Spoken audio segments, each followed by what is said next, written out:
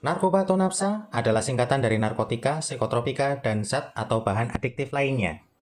Sebelumnya, kita akan bahas terlebih dahulu beberapa fakta terkait narkoba. Fakta yang pertama, sebanyak 4 juta jiwa atau 2,18% dari jumlah penduduk Indonesia merupakan penyalahguna narkotika dengan usia populasi 10 sampai 59 tahun. 10 tahun, Pak? Udah ada yang pakai narkoba? Ya, ini sangat miris sekali karena memang ada jenis baru narkoba untuk usia 10 tahun. Wah, apa itu? ASB. ASB apa itu? Air susu basi.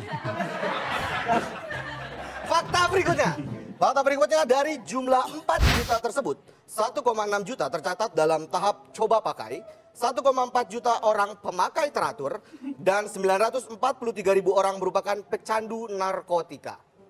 Ini mengkhawatirkan, sudah ada pemakai teratur. Kayak gimana pemakai teratur ya? Ini teratur dia pakai tiap hari. Kayak gitu. Jam 12 nih, putau ah. Wah, jam 4. Jam 4 nih, Jam 8 nih, UGD ah. Fakta berikutnya. Jumlah pengguna narkotika berdasarkan jenis kelamin tercatat sebanyak 74,5% penggunanya adalah laki-laki. Sementara 24,49% adalah perempuan. Kenapa laki-laki lebih banyak menggunakan narkoba? Kenapa, Pak? Karena penyebabnya perempuan. Fakta yang keempat. Ya. Untuk narkotika jenis ganja, estimasi kebutuhan tercatat 158 juta gram. Ya. Sabu-sabu 219 juta gram. Ya. Dan ekstasi 14 juta butir. Jadi semuanya berapa, Pak? 391 juta 200 rupiah. Kok ada 200-nya? Kantong plastik. Oh iya. Fakta berikutnya. Tercatat 33 orang per hari meninggal akibat dampak penyalahgunaan narkotika. Astagfirullahaladzim. Kamu kapan kira-kira biar jadi tingkat 4? 33 per hari, bayangin. Ya. Berapa keuntungan tukang gali kubur? Alih profesi kayaknya. Wah, cocok ya. Kamu jadi... Fakta berikutnya. Sebanyak 12.044 orang per tahun mengkonsumsi narkoba dalam dosis berlebih. Lebih dari satu jenis narkoba digunakan secara bersamaan. Gimana tuh ya? Ini bibir cimeng. Cimeng. Gajah. Alkohol. Ini putau. Tau. Ini bajigur. Fakta berikutnya. 50% narapidana yang ada di penjara itu masalah narkoba. Sisanya? Masalah buat lo. Fakta berikutnya. Di Brazil, pihak kepolisian menemukan fakta mengejutkan. Narapidana di penjara ternyata melatih tikus untuk memindahkan narkoba dari sel ke sel. Ini Brazil ketinggalan. Kenapa? Di Indonesia udah ketahuan dari dulu. Kalau tikus itu pengguna narkoba. Jenis apa? Oh, dia ngelem. Oh iya, tikus ya, Pak. Fakta berikutnya. Ini jadi kurir juga ya, Pak? Jangan mungkin tikus nanti ada online-nya ya. Fakta berikutnya. Sepanjang tahun 2014, BNN telah menyita duit hasil sirkulasi para kurir pengedar narkoba sejumlah 100 miliar rupiah. Kemana uangnya ini, Pak ya? Itu baru kurirnya doang. Iya, belum bandarnya. Ini nggak ada joknya, Pak? Nggak ada ini. Oke, baik, ini lanjut. penjelasan aja. Berikutnya, fakta yang terakhir. Ya. Kerugian ekonomi yang ditimbulkan akibat penyalahgunaan dan peredaran gelap narkoba mencapai 63 triliun rupiah. Di mana kerugian 56,1 triliun rupiah merupakan kerugian pribadi dan 6,9 triliun rupiah merupakan kerugian sosial. Bayangkan, uang sebanyak itu kalau dipakai buat modal usaha, bikin pabrik, nambah lapangan pekerjaan. Pabrik apa, Pak? Pabrik narkoba. Luar biasa. Kita akan bahas tentang narkotika berdasarkan Undang-Undang 35 tahun 2009. Ada ratusan jenis narkotika. Kita akan bahas yang termasuk narkotika golongan 1 yang populer di Indonesia. Kita mulai dari definisi tentang narkotika. Narkotika adalah zat atau obat yang berasal dari tanaman atau bukan tanaman, baik sintetis maupun semi-sintetis, yang dapat menyebabkan penurunan atau perubahan kesadaran, hilangnya rasa, mengurangi sampai menghilangkan rasa nyeri, dan dapat menimbulkan ketergantungan. Narkotika alami yang akan kita bahas pertama adalah ganja. Ciri-ciri yang khas setelah menghisap ganja adalah mata merah berair, kantung mata agak membengkak, rasa gembira berlebihan, dan lambat berpikir. Ganja gorila atau tembakau gorila adalah narkoba sintetis atau buatan bukan dari ganja, tetapi tembakau biasa, yang disemprot dengan cairan AP-Fupinaca sehingga memiliki efek serupa ganja.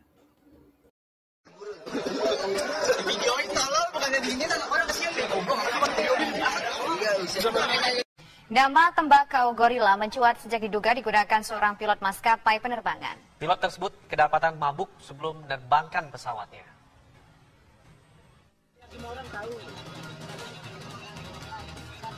Rabu 28 Desember lalu, pilot tekad pribadi bertugas menerbangkan pesawat Citylink C800 Surabaya tujuan Jakarta. Seperti biasa sebelum lepas landas, pilot dari ruang kokpit menyapa penumpang melalui pengeras suara. Para vibration is good, the cengkaring is good, living. Karena pilot terdengar meracau, penumpang meminta pihak maskapai segera mengganti pilot tersebut sebelum pesawat bisa dijalankan. Sebelumnya, perilaku tak lazim pilot tekad pribadi terekam kamera pemantau atau CCTV di terminal keberangkatan di bandara sebelum ia memasuki pesawat. Karena ulah sembrononya, tekad Purna dikenai sanksi berupa pencabutan lisensi penerbangnya. Namun masalah serius lain muncul soal gawatnya peredaran tembakau gorila. Pilot tekad disebut-sebut mabuk akibat tembakau gorila. Tembakau gorila memiliki efek halusinasi yang membahayakan. Namun tembakau tersebut bisa mengakibatkan tubuh pengguna tidak bisa bergerak hingga secara perlahan mengakibatkan kematian.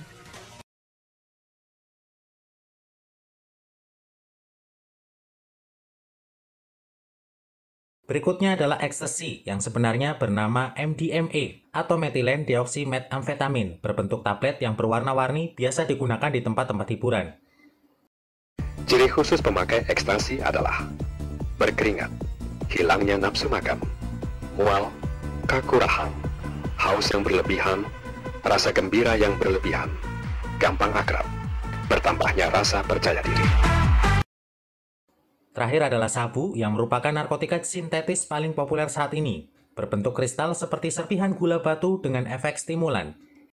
Ciri pemakai sabu biasanya adalah akan terlihat sangat aktif, tidak merasa lapar, dan rasa percaya diri yang sangat tinggi. Jika pemakainya kaum wanita, ia akan mengalami gangguan menstruasi dan rahim. Pemakai sabu akan mengalami kerusakan jaringan saraf organ tubuh, terutama pada otak, jantung, ginjal, hati, kulit, dan kemaluan, juga mengakibatkan kematian. Ancaman pidana kepemilikan narkotika golongan 1 adalah penjara 4 tahun sampai seumur hidup. Sedangkan ancaman pidana bagi pengedar adalah 5 tahun sampai pidana mati. Adapun bagi kurir diancam pidana penjara 5 tahun hingga seumur hidup. Seseorang yang terbukti sebagai penyalahguna narkotika golongan 1 bagi diri sendiri, ancaman hukumannya adalah maksimal 4 tahun. Kecuali dia terbukti sebagai korban, maka hukumannya adalah mengikuti program rehabilitasi. Sedangkan bagi orang tua atau wali, bagi pecandu yang belum cukup umur, yang sengaja tidak melapor, maka ada ancaman hukumannya selama 6 bulan.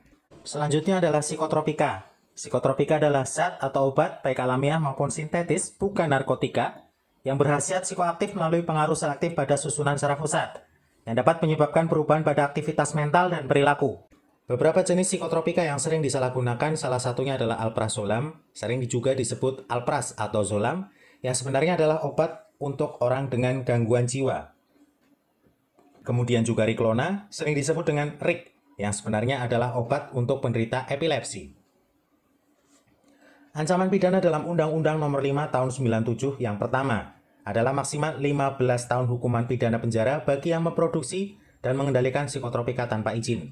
Kemudian maksimal 5 tahun bagi yang memiliki atau membawa psikotropika dan maksimal 1 tahun bagi yang tidak melaporkan adanya penyalahgunaan atau pemilikan psikotropika. Selain psikotropika golongan 1-4 tadi, masih ada lagi psikotropika yang digolongkan dalam obat keras. Salah satu yang paling sering disalahgunakan adalah Heximer atau trihexyphenidyl. Sering disebut juga sebagai pil kuning, yang sebenarnya adalah obat untuk gejala Parkinson. Kemudian juga tramadol, yang sebenarnya adalah obat pereda nyeri pasca operasi. Keduanya tidak bisa disepelekan karena efek merusak dan efek ketergantungannya juga tetap besar. Kurang mikir lah. Buh. Mikir. Mikir lah. Buh. Buh. Kurang mikir lah. Aku kurang mikir. Buh. ya. Raimnya.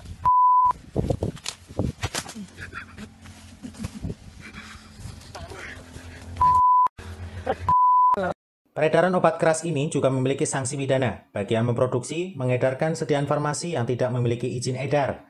Jadi bukan apotek, bukan pedagang farmasi, tapi memperjualbelikan obat-obatan seperti tramadol dan heximer tadi. 15 tahun bagi mereka.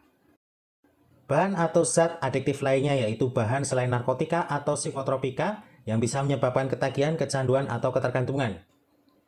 Jadi, adiktif adalah salah satu efek dari narkoba. Pertama adalah inhalansia, yaitu uap dari bahan yang mudah menguap, yang dihirup. Ini tidak menyebabkan kematian, tetapi cepat sekali merusak otak dan membuat penyalahgunanya menjadi bodoh. Beberapa jenis tanaman yang mengandung bahan adiktif diantaranya adalah kecubung dan bunga trompet. Walaupun tidak ada sanksi hukumnya, tetapi jangan sepelekan efeknya terhadap kesehatan, karena bisa membuat penggunanya lupa ingatan, gila, sampai dengan meninggal dunia. Kemudian ada juga obat-obatan yang dijual secara bebas tetapi sering digunakan untuk mabuk. Jangan anggap sepele, penyalahgunaan obat semacam ini cepat membuat ketergantungan, juga merusak organ tubuh bagian dalam. Nah, kalau kita minum kopi, cara-caranya digunting dulu dan dihitung dulu, ya maksimal 25 biji lah. Minuman keras atau minuman beralkohol termasuk zat adiktif karena bisa membuat orang kecanduan. Sulit berhenti mengkonsumsinya. Minuman keras ini baik yang tradisional buatan masyarakat maupun buatan pabrik sama-sama berbahayanya. Narkoba seringkali diawali dengan kebiasaan menghisap rokok dan minuman keras. Ini dikatakan sebagai gateway drugs, gerbang menuju penyalahgunaan narkoba. Penyalahgunaan narkoba diawali dari coba-coba, biasanya ditawari atau dipaksa teman, atau juga penggunaan sosial rekreasi yang biasa dipakai saat berkumpul bersama teman. Dengan bahasa-bahasa yang dibilang tidak solidar, tidak setia kawan kalau dia tidak mau mencicipi narkoba.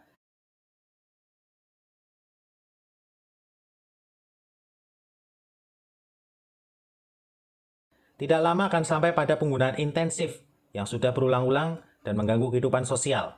Hingga akhirnya seseorang penyalahguna narkoba akan merasakan sakau. Ketagihan zat berbahaya ini mereka sebut sakau. Pemakai dosis tinggi mempunyai risiko tinggi mengalami kerusakan pada jantung, ginjal, hati, jaringan saraf, dan organ-organ lainnya. Tubuh penyalahguna narkoba akan beradaptasi sehingga dosis yang dikonsumsi akan semakin bertambah sampai kepada overdosis dan menimbulkan beberapa penyakit seperti berikut ini. Tremor menjadi indikasi gangguan syaraf seperti gemetar akibat kontraksi otot yang tidak terkontrol. Tak cuma sebagian tubuh yang kehilangan fungsi, Mulyadi juga divonis terinfeksi HIV.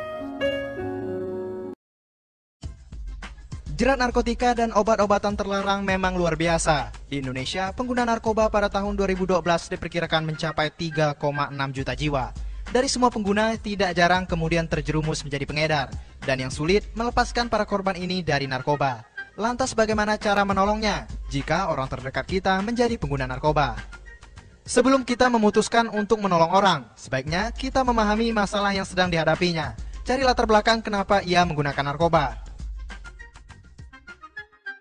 Ada perasaan kecewa yang muncul bila kita melihat orang-orang terdekat ternyata terjebak masuk ke dalam jerat narkoba. Pada saat itulah, Anda tetap harus bisa mengontrol diri dan emosi, agar tidak terbawa suasana.